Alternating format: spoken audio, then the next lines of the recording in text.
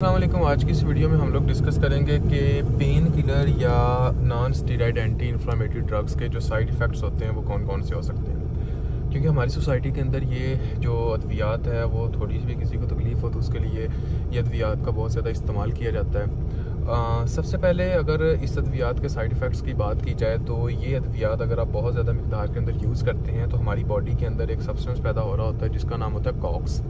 अब इस कॉक्स से पैदा होता है प्रोस्टाग्लैंडिन, और ये जो प्रोस्टाग्लैंडिन होती हैं ये आपकी मैदे को एक तरह का प्रोटेक्ट करते होते हैं, क्योंकि आपके मैदे की पीएच जो होती है वो एसिडिक होती है, और उसके बाद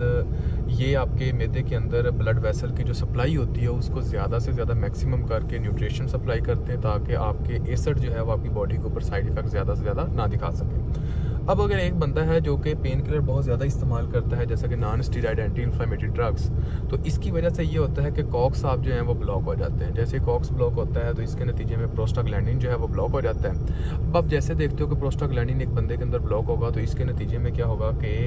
आपकी जो ब्लड की जो सप्लाई होगी वो इम्पेयर्ड हो जाएगी, और अब एसिड जो है जो मैदे के अंदर पड़ा हुआ है ये ज़्यादा से ज़्यादा आपके मैदे की जो लाइनिंग है या लेयर्स है उसकी इन्फ्लामेशन करवाएगा, और जैसे ही इन्फ्लामेशन करवाता है तो इसकी वजह से फिर अल्सर हो जाता है। अल्सर के बाद अगर यही काम इसी तरह परसिस्टेंट रहे और इसकी वजह से क्या होता है फिर ब्लीडिंग होना शुरू हो जाती है, और इतनी ज़्यादा ब्लीडिंग होती है कि कई पेशेंट्स जो हमारे पास प्रेजेंट करते होते हैं उनको अनीमिया हो जाता है, यानी कि खून की कमी हो जाती है क्योंकि ब्लड बहुत ज़्यादा लॉस हो रहा होता है। और अगर यही लोग फिर परसिस्टेंट बहुत ज़्यादा देर तक इस्तेमाल करें, रुक ही नहीं रहे, और इवन कहीं के पेट के अंदर दर्द भी होती है, फिर भी ये पेन किलर इस्तेमाल करते हैं, और फिर इसकी वजह से जो मैदा है या फिर छोटी आंत जो है उसके अंदर परफोरेशन होने के चांसेस होते हैं, यानी कि जो आपकी छोटी आंत या मैदा जो है वो रप्चर हो सकता है, और जब ये रप्चर होती है कि इमरजेंसी कंडीशन होती है फिर बंदे को जो है वो एक तरह का हॉस्पिटल के अंदर जाना पड़ता है और ये एक ऑपरेट करना पड़ता है। वो यही इसका मेन इलाज होता है जब परफोरेशन हो जाए। दूसरे नंबर के ऊपर अगर कोई बंदा बहुत ज़्यादा अरसे तक पेन किलर इस्तेमाल करता है तो इसका गुर्दे के ऊपर बहुत ज़्यादा नुकसान होता है, क्योंकि ये जो प्रोस्टाग्लैंडिन होती हैं ये जैसा कि आपकी जो खून की नालियाँ होती हैं ना जो गुर्दे को ब्लड की सप्लाई कर रही होती हैं इनको ये खोलती है। अगर आप पेन किलर इस्तेमाल ज़्यादा करेंगी तो जो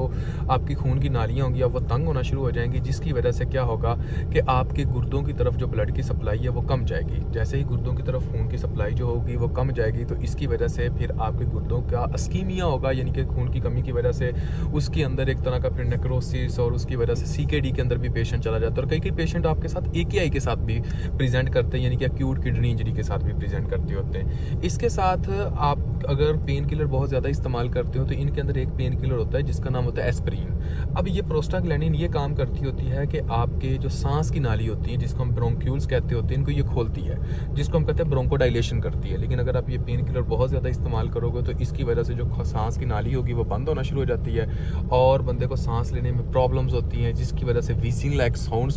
लाइक साउंड्स जो हैं वो पैदा होती हैं। इसके लिए हम एक टर्म भी यूज़ करते होते हैं एस्प्रिन इंड्यूस्ड अस्थमा। अब अगर फॉर एग्जाम्पल कोई बंदा जो है वो non steroid anti inflammatory drugs ऐसे ही बहुत ज़्यादा अरसे तक यूज़ करे तो इनमें से कुछ ड्रग्स ऐसी होती हैं जो कि आपका एक तरह का COX-2 ब्लॉकर होती हैं। अब इसके अंदर जो COX-2 ब्लॉकर होती हैं ये जो ड्रग्स हैं या आपके ब्लड के अंदर एक तरह का क्लॉट बनाने के चांसेस को ज़्यादा इंक्रीज़ कर देती हैं। जैसे ही क्लॉट ज़्यादा बनेगा तो इसकी वजह से फिर क्या होगा कि अगर ये खून की नाली के अंदर उस नाली के अंदर क्लॉट बना है जो कि ब्रेन के अंदर ब्रेन को सप्लाई कर रही है, इसकी वजह से आपको फालज यानी कि स्ट्रोक हो सकता है। और उसके अलावा अगर यही जो आपकी खून की नाली अगर दिल को सप्लाई कर रही है तो इसकी वजह से जो है वो मायोकार्डियल इन्फेक्शन या हार्ट अटैक होने के चांसेस भी बढ़ सकते होते हैं। इसके साथ साथ जो non steroid anti inflammatory drugs यानी कि पेन किलर इस्तेमाल होती हैं ये आपके इलेक्ट्रोलाइट इम्बैलेंस भी करवाती हैं। ये सोडियम को ज़्यादा से ज़्यादा आपके ब्लड के अंदर रिटेन करती हैं। जब सोडियम आपका मैक्सिमम जो होगा वो ब्लड के अंदर रहेगा तो फ्लूइड जो होता है वो आपका ब्लड के अंदर आना शुरू हो जाता है। जैसे ये फ्लूइड आपके ब्लड के अंदर आता है तो इसकी वजह से फिर आपकी बॉडी के अंदर जो ब्लड प्रेशर है वो ज़्यादा हो जाता है। तो आप ये कह सकते हैं अगर कोई बंदा ज़्यादातर पेन किलर इस्तेमाल करे तो उनके अंदर जो ब्लड प्रेशर है उसके बढ़ने के जो चांसेस होते हैं वो भी ज़्यादा होते हैं। और इनके साथ अगर हम ये देखें कि कुछ ऐसे पेशेंट्स हमारे पास प्रेजेंट करते होते हैं जिनको आपने एक तरह का ये पेन किलर इस्तेमाल की और पेन किलर इस्तेमाल करने की वजह से एलर्जी रैशेस बनना शुरू हो जाते हैं, और कुछ ऐसे बंदे भी आते हैं जिनको एनाफिलैक्टिक रिएक्शंस भी हो सकते हैं। यही जो पेन किलर अगर आप ज़्यादा इस्तेमाल करते हो तो ये जिगर की सोजिश भी करवा देते हैं, जिसकी वजह से अगर हम जिगर का टेस्ट करवाएं, जिसको हम LFT कहते हैं, तो जिगर के जो इंजाइम हैं वो बढ़े हुए मिलते हैं, जिसको हम ALT AST का जो लेवल होता है वो आपको इंक्रीज़ मिलता है, जिसकी वजह से ये शो होता है कि आपके जिगर की जो है वो सोजिश हो चुकी है, यानी कि इन्फ्लेमेशन हो चुकी है। और अगर आप यही जो पेन किलर ज़्यादा इस्तेमाल करते हैं तो इनमें से कुछ पेन किलर ऐसी होती हैं जो कि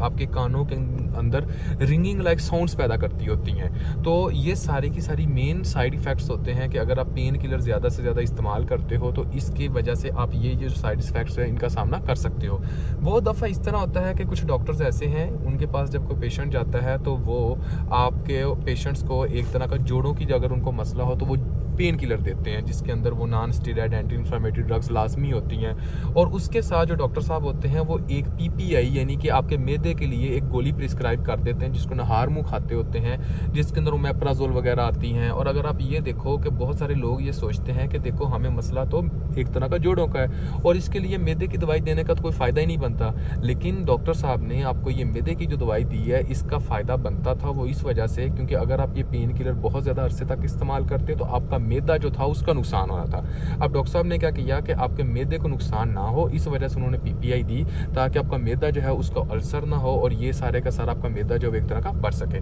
तो अगर आपको ये वीडियो पसंद आई तो प्लीज़ लाइक कीजिएगा, कमेंट कीजिएगा और शेयर कीजिएगा। और अगर कोई भी इन्फॉर्मेटिव वीडियो आपको चाहिए हो तो आप कमेंट बॉक्स के अंदर कमेंट कर सकते हैं। अपना बहुत सारा ख्याल रखिएगा। फी मानुल्लाह, अल्लाह हाफिज़ और टेक केयर।